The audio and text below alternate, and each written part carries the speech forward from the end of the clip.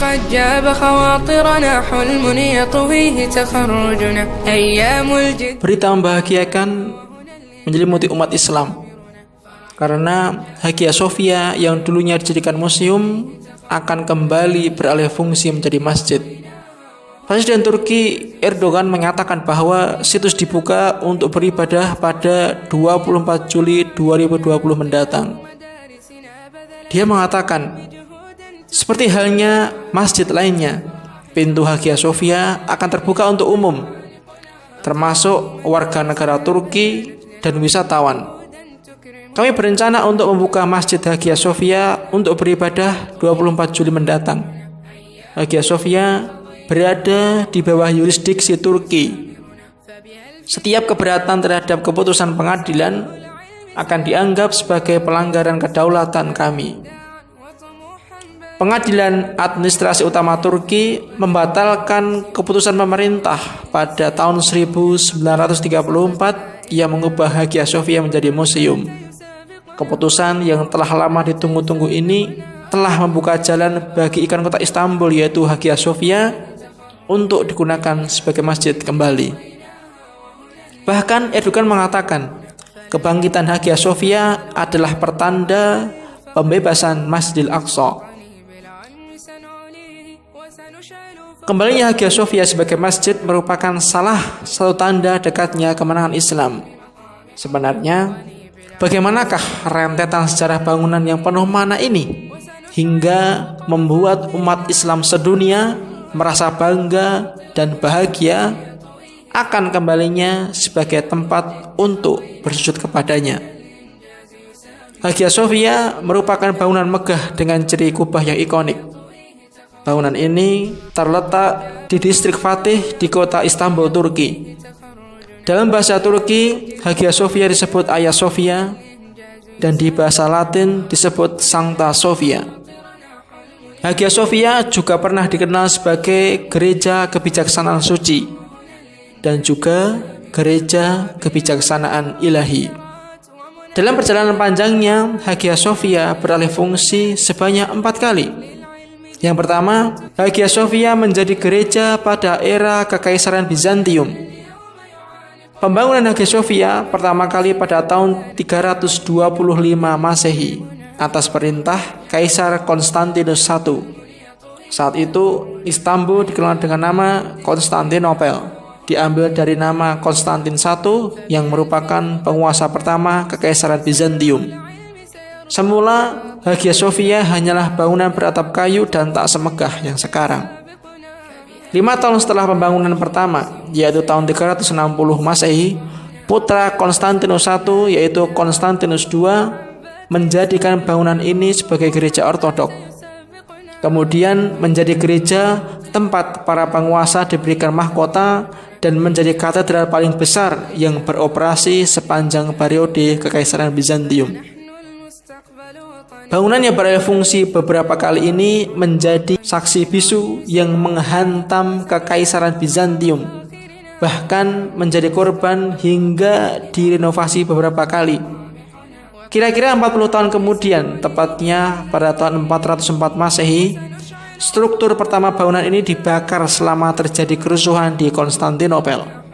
Kerusuhan ini akibat dari keluarga Kaisar Arkadios yang pemerintahnya kacau dari 395 hingga 408 Masehi. Hagia Sophia baru mulai kembali dibangun ketika masa kepemimpinan Arkadios habis dan digantikan Kaisar Theodosius II. Pada era inilah bangunan baru dibangun dan selesai pada tahun 415 Masehi. Pembangunan kedua ini, Kaisar Theodosius II menambahkan 5 nave dan jalan masuk khas gereja dengan atap terbuat dari kayu. Namun, agaknya penggunaan material kayu sebagai atap adalah sebuah kesalahan fatal. Sebab Hagia Sophia kembali menjadi korban konflik pemberontakan Nika seabad kemudian pada masa kekuasaan Kaisar Justinian I. Karena kerusakan yang parah terjadi, Kaisar merasa tidak bisa memperbaiki kembali Hagia Sophia.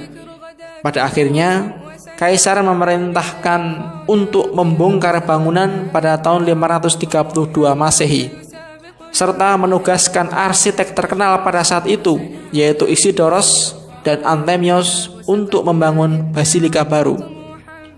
Pada masa inilah diakui sebagai pondasi awal dari bangunan Hagia Sophia yang berdiri kokoh hingga saat ini. Kaisar Justinian I yang memerintah selama 38 tahun ini merampungkan pembangunan Hagia Sophia untuk ketiga kalinya pada tahun 537 Masehi.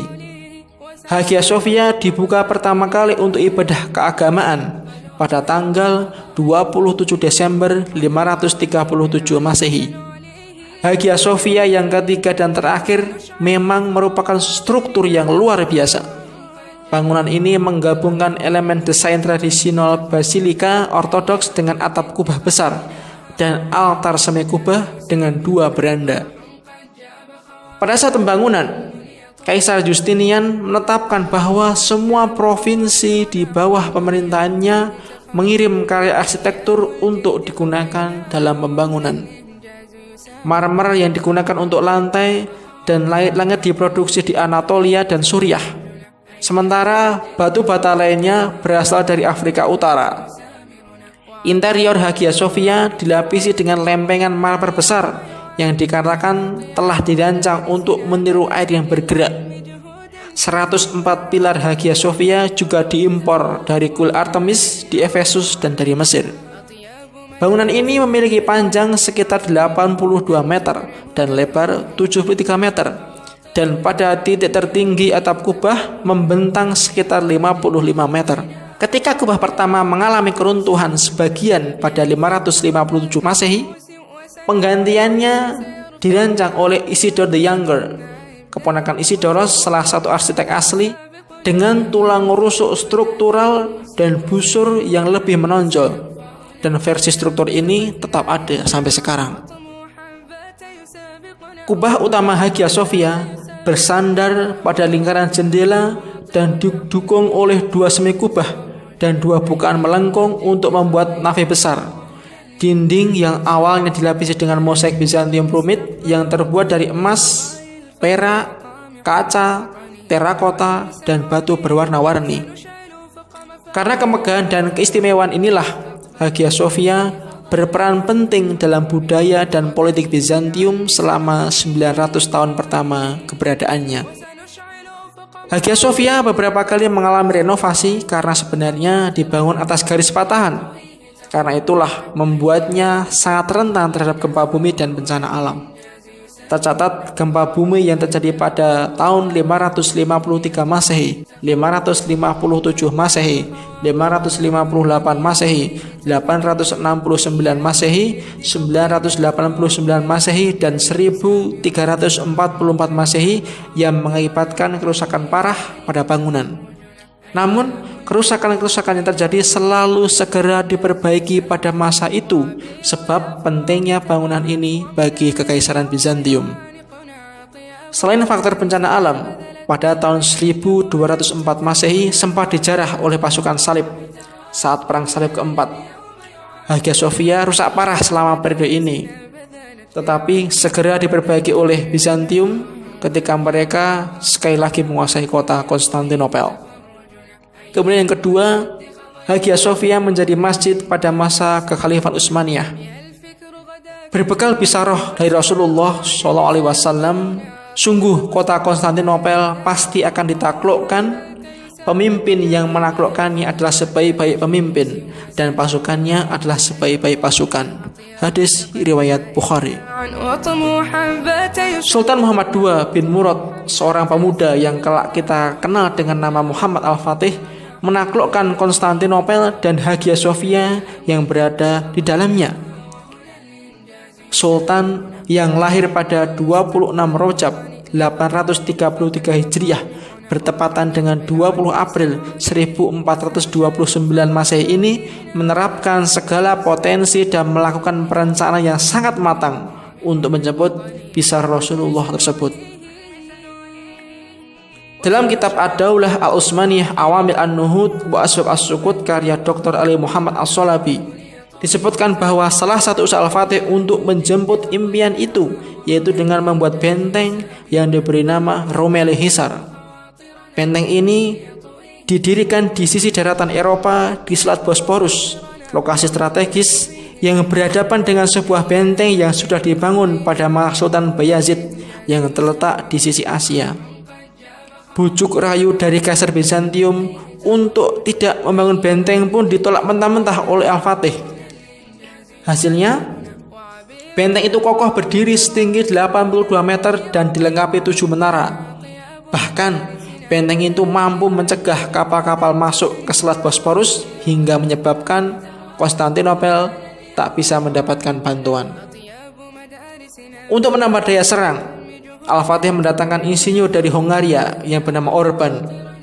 Dia sangat mumpuni membuat meriam dan Sultan memfasilitasi semua kebutuhannya, baik harta, bahan baku, dan pekerja. Walhasil jadilah meriam-meriam Sultan, meriam yang paling besar yang berbobot ratusan ton dengan panjang 8,2 meter, diameter 760 cm, mampu melontarkan bola besi seberat 680 kg sejauh 1,6 km. Meriam ini dikenal dengan nama The Muhammad Great Gun. Dibutuhkan ratusan ekor sapi untuk menariknya. Sultan mengawasi secara langsung pembuatannya dan melihat langsung uji cobanya. Butuh waktu 2 bulan untuk memindahkan meriam-meriam itu. Dipindahkan dari Turki hingga sampai ke dekat Konstantinopel. Dalam masalah angkatan laut, Al-Fatih mempersiapkan 400 kapal untuk ekspedisi besar menaklukkan Konstantinopel. Akhirnya, pasukan Turki Utsmani yang berjumlah 250.000 tiba bersama Sultan Muhammad Al-Fatih di dekat kota Konstantinopel pada Kamis 26 Rabiul Awal 857 Hijriah atau 6 April 1453 Masehi. Pertempuran demi pertempuran pun terjadi, tetapi 400 kapal perang tidak mampu berbuat banyak karena Teluk Tanduk Emas yang merupakan bagian terlemah Konstantinopel ternyata dilindungi oleh rantai raksasa yang tak mampu dihancurkan oleh pasukan laut Al-Fatih. Situasi ini sempat menyisipkan rasa frustasi di barisan tentara Al-Fatih. Namun Al-Fatih tak kehilangan akal. Dia segera menyadari bahwa kehebatan meriam Orban bukanlah penentu kemenangan perang. Penentu kemenangan adalah Teluk Tanduk Emas yang dilindungi rantai raksasa. Maka harus dipikirkan cara yang tepat untuk menaklukkan rantai tersebut. Singkat cerita, Al-Fatih mengadakan rapat tertutup dengan para panglimanya. Rapat tersebut menghasilkan sebuah keputusan yang cukup fenomenal, yaitu kapal-kapal perang diangkat melalui bukit untuk melewati rantai raksasa. Pasukan Bizantium tentu tak menduganya. Mereka seakan tak percaya bahwa ada manusia setelah Nuh alaihissalam yang nekat mempertemukan bukit dengan kapal. Akhirnya, pada tanggal 29 Mei 1453, setelah pengepungan selama 54 hari, Konstantinopel berhasil ditaklukkan. Setelah dikuasai, Sultan mengubah nama Konstantinopel dengan Islambul, atau yang lebih dikenal dengan nama Istanbul. Salah satu yang menjadi perhatian utama adalah bangunan Hagia Sophia yang megah dan menjadi pusat agama Nasrani saat itu. Maka Sultan mengubahnya menjadi masjid dan ingin mengubah paradigma Konstantinopel yang berciri Kristen dengan Istanbul bernuansa Islam yang sangat kental. Istanbul dengan relief cepat bertransformasi menjadi simbol budaya Islam yang berdiri gagah di muara 2 benua besar di antara Eropa dan Asia. Sultan melakukan penambahan menara kayu di bagian luar untuk tempat muadzin mengumandangkan panggilan sholat. Juga perbaikan-perbaikan karena setelah penaklukan kondisi Hagia Sophia rusak. Setelah adanya perbaikan dan diubah menjadi masjid, Sultan Muhammad Al-Fatih menghadiri ibadah Jumat yang pertama kalinya di masjid pada tanggal 1 Juni 1453 Masehi. Pembangunan terus dilakukan oleh sultan-sultan setelahnya, seperti penambahan menara merah yang berdiri di sudut tenggara bangunan, Menara Putih di sisi timur laut masjid, dan beberapa perbaikan ketika terjadi gempa pada tahun 1509 Masehi yang mengakibatkan salah satu menara runtuh. Hagia Sophia atau dalam bahasa Turki dikenal dengan nama Hagia Sophia berubah fungsi menjadi masjid selama 482 tahun. Yang ketiga, Hagia Sophia menjadi museum pada masa pemerintahan Mustafa Kemal. Setelah beralih fungsi selama 482 tahun sebagai masjid, Hagia Sophia kembali beralih fungsi ketika kekhalifahan Utsmaniyah runtuh pada hari Senin 3 Maret 1924 Masehi. Kepercayaan Islam yang sudah tegak berdiri sejak 13 abad yang lalu dan menguasai 2/3 wilayah dunia, saat ini hanya bisa menjadi fakta sejarah yang tak bisa dilupakan oleh umat manapun. Turki yang dulunya menjadi payung umat Islam dengan kekhalifahannya, saat itu runtuh dan berganti menjadi negara sekuler. Mustafa Kemal yang menjadi presiden di Republik Turki saat itu mulai memberlakukan kebijakan yang mengaburkan pemahaman Islam pada kaum muslimin saat itu. Bahasa Arab dihapuskan, diganti dengan penggunaan bahasa Turki sebagai bahasa resmi. Larangan penggunaan topi merah karena dianggap sebagai aksesoris pakaian khas Utsmani. Pelafalan adzan dengan bahasa Turki, bukan bahasa Arab, dan lain sebagainya. Pun Hagia Sophia tidak luput dari kebijakannya. Bangunan yang semula masjid itu pada tahun 1931 Masehi ditutup untuk umum dan baru dibuka 4 tahun kemudian dan dijadikan sebagai museum. Karpet untuk ibadah sholat dihilangkan, plester dan cat-cat kaligrafi dikelupas, menampakkan kembali lukisan-lukisan Kristen yang tertutupi selama 5 abad. Sejak saat itu, Hagia Sophia dijadikan salah satu objek wisata oleh pemerintah Turki di Istanbul. Hingga saat ini, status Hagia Sophia sebagai museum sudah berjalan sekitar 85 tahun.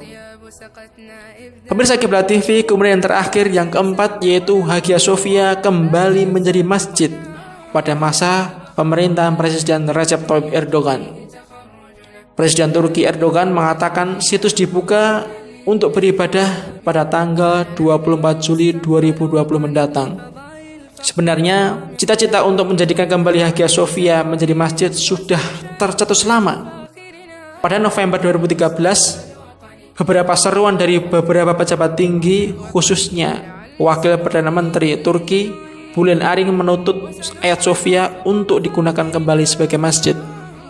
Juga pada bulan Ramadan 1437 Hijriah tahun 2016, pemerintah Turki memulihkan beberapa fungsi Hagia Sophia sebagai masjid kembali selama bulan Ramadan. Ayat dari kitab suci Al-Quran dibacakan di Hagia Sophia setiap harinya pada bulan suci Ramadan. Pembacaan dimulai sejak awal Ramadan dan juga disiarkan secara langsung live di saluran religi Turki, TRT Diyanet. Pemerintah Turki mulai menyiarkan pembacaan Al-Quran dan makan sahur pada televisi nasional langsung dari Hagia Sophia yang sebelumnya difungsikan sebagai museum sejak sekularisasi Turki oleh Mustafa Kemal. Puncaknya adalah tahun ini, secara tegas Presiden Turki Erdogan membuka kembali Hagia Sophia sebagai masjid pada tanggal 24 Juli 2020 Masehi.